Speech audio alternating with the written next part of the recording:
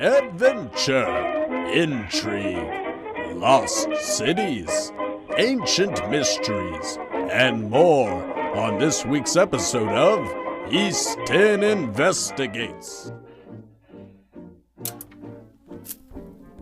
Ladies and gentlemen, welcome to the East 10 Outpost. I'm Cody, and I'm going to be your guide today into a journey of a lifetime that I recently got to embark on. See, I went down to Florida.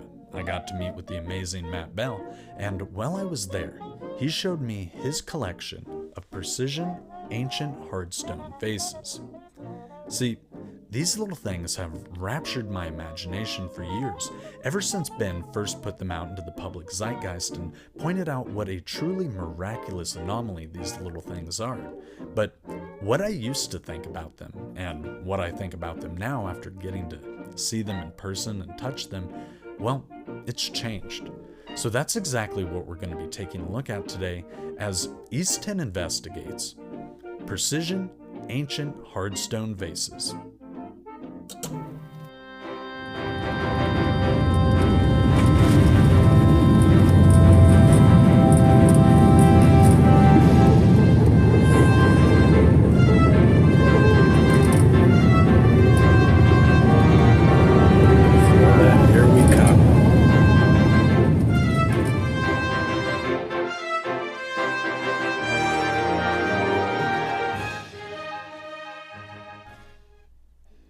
Before we get too far ahead of ourselves, I do want to give a little bit of context to these amazing little vases. But if you're anything like me and you already know the story like the back of your hand, don't worry, I will keep it somewhat brief. But for everybody else, let's get to know these a little bit better. These precision Hardstone vases have been found all over the world, but a vast majority of them have come from Egypt. The assumption being that is their origin point, and they were dispersed in smaller amounts from there to other local regions, either through trade or conquest. It's estimated that between 40 to 60,000 of them were pulled from the step pyramid of Djoser alone, and many Old Kingdom burial sites have been found containing them as well.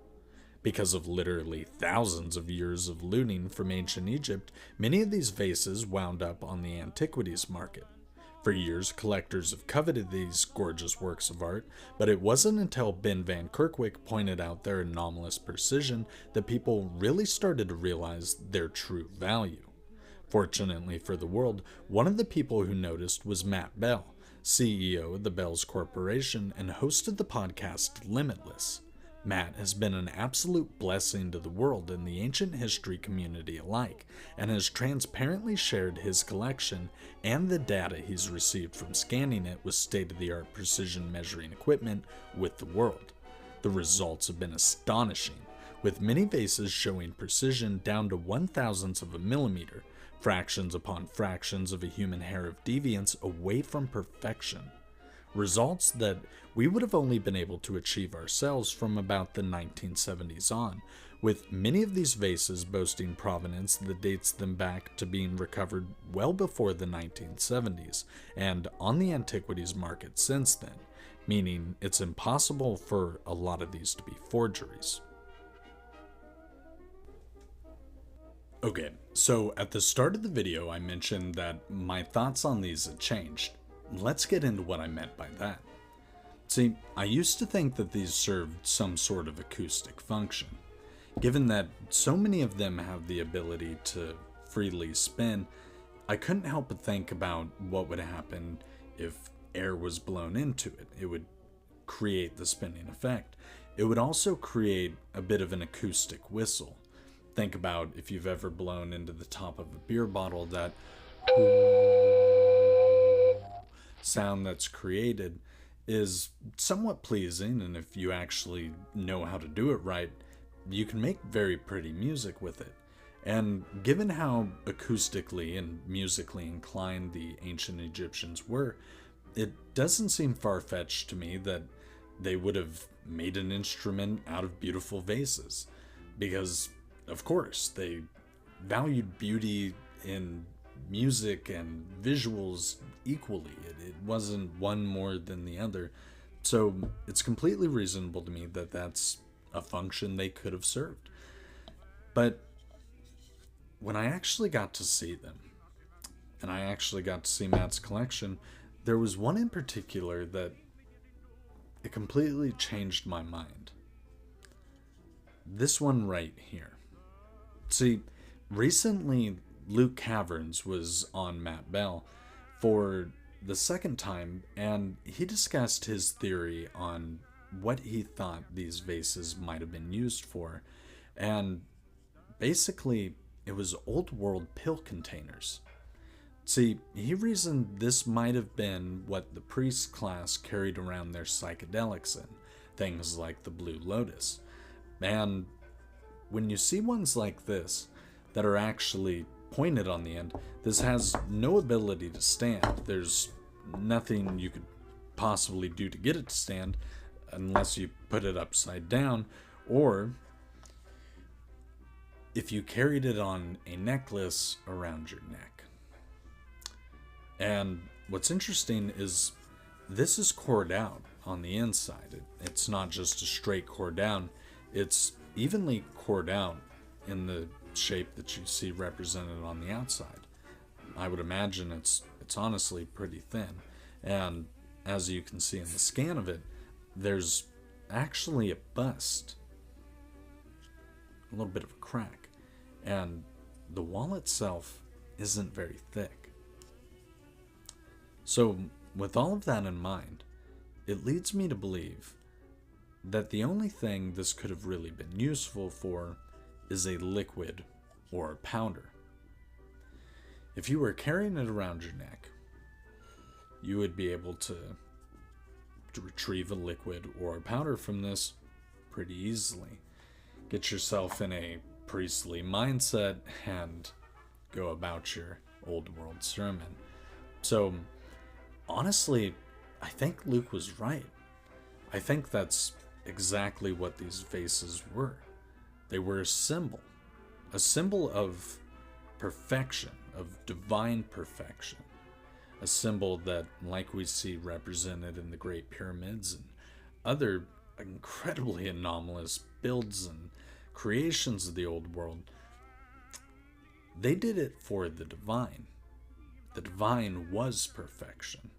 So, to have a vessel that was symbolically divine and contained the essence that allowed you to connect with your deity, well, it makes perfect sense to me.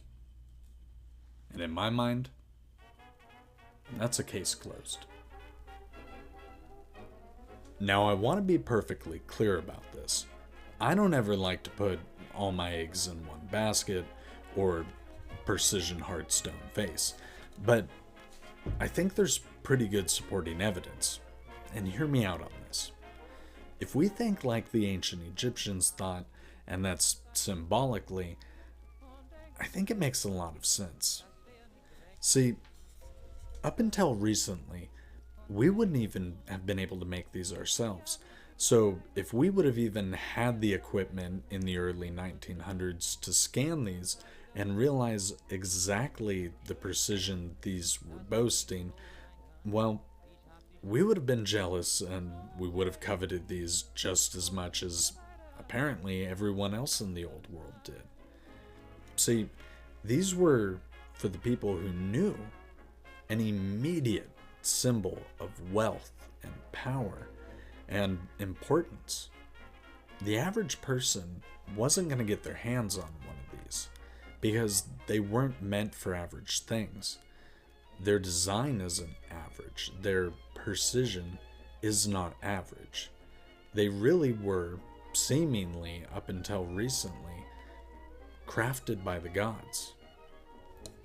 And that's pretty astounding. So when you think about symbolically how these would have been immediately apparent to the ruling class and to the lower class of who these belonged to,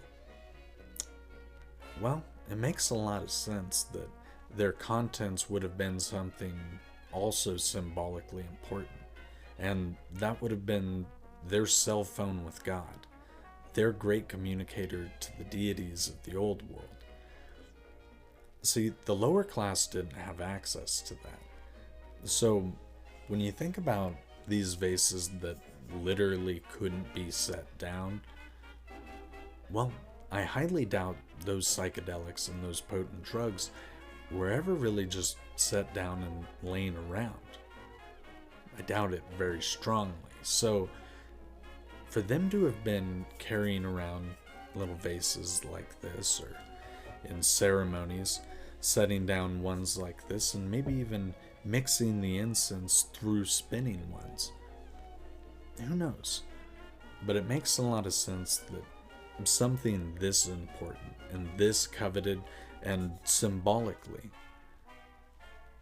this divine would have been used for one and only thing: divine communication. So, I'm not going to say I'm 100% in on it, but I'm a solid 90. And now we're going to talk about authenticity, because I see this one brought up so much, it's worth addressing head on.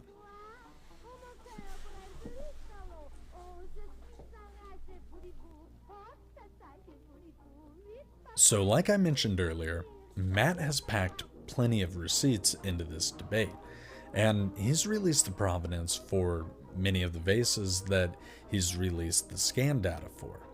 And a lot of these vases have provenance that puts them on the antiquities market in a time when we wouldn't even been able to make these vases ourselves. So the modern day forgery argument, just off that alone, requires some serious mental gymnastics to try and rationalize, considering we didn't even have equipment to make or measure the precision that these vases boast in, the 1960s, the 1950s. When they have provenance that places them back at that point, we would have been jealous and in awe of how they were made too. We wouldn't have a clue. But when you actually get to see them, and you get to hold them, and you get to shine a light inside them, that really changes the whole perspective. See, all these armchair academics that say, oh, the provenance, they don't have that. They haven't held these. They haven't looked inside them. They haven't seen the machining marks that they have that are corroded by literally thousands of years of dirt and dust and debris, and if the theory's correct, drugs. But you can see the age and the weather. That can't be faked. That can't be done. It's there, it's tangible, and it's present inside every one of those vases. And when you actually get to see them in person, when you get to look at them, that's immediately apparent. So not only is there provenance to show for it, when you look inside it, there's no doubting that the age is there. But the next thing I see get attacked is Matt's character. People will say he's running some sort of con or a grift, or he has no business in the ancient history community. And honestly, I find that more egregious than the lack of provenance claim. Because I got to see Matt's operation. I got to see how his business operates and exactly the kind of facility they work in. I got to see his boardroom. I got to see his podcast studio. And let me tell you, this man doesn't need to grift or con anybody. He's already got it all. And then some. I'm a high-level manager in a Fortune 500 company that does very well for itself. It's got great and impressive operations itself. But let me tell you, getting to see Matt's and exactly how he operates his company, I was in absolute awe. It's truly incredible. And anybody out there suggesting that there is any sort of character issue with Matt, or any sort of con or grift, They haven't spent 1 second looking into his career, his rap sheet, his acumen, nothing. They haven't seen him interacting online and giving his time graciously and freely, spending incredible amounts of money on these vases to release them for the public to gain awareness, understanding, and education. He's been incredibly kind and giving well more than that to me personally, and I see him doing that with all sorts of people. He's a very genuine and good guy, and somebody a lot of us really look up to as a role model. So any insinuation that Matt's character or the provenance of the vases doesn't hold water, it's not a serious argument. And anybody making that claim or those arguments, they're not serious people. And they're not trying to have a serious conversation about these vases, because anybody who spends 1 second looking into either one of those claims will realize they're not worth a modern day replica vase.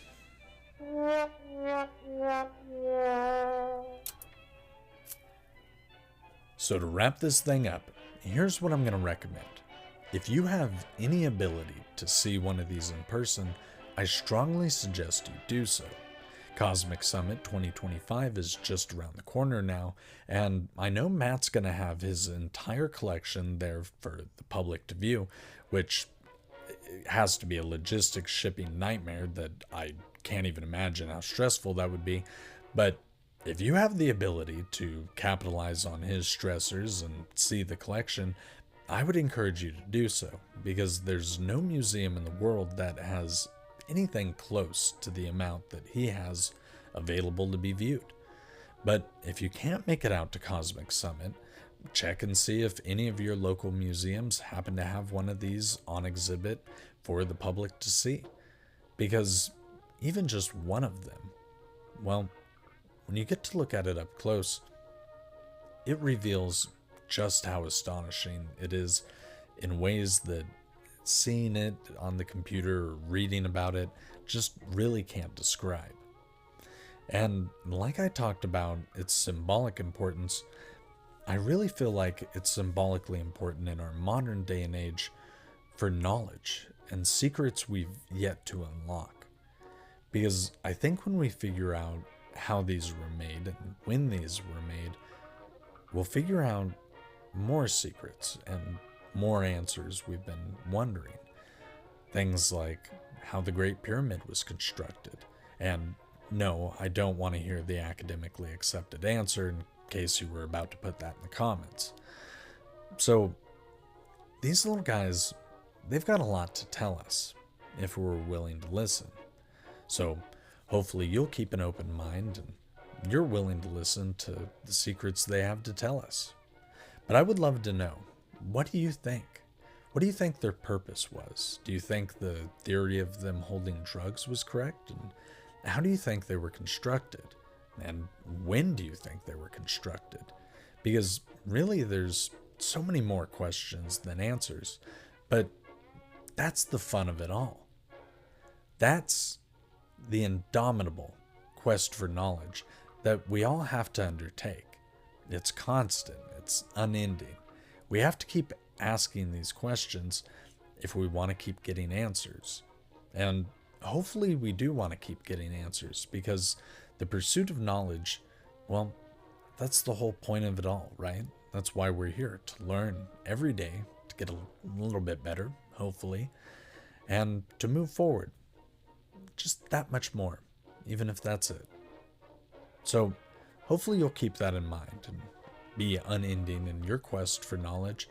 But until next time, if you enjoyed this today, like, subscribe, all that good YouTube stuff, and stay tuned, because there's going to be many more adventures just like this. But until the next one, stay curious, my friends.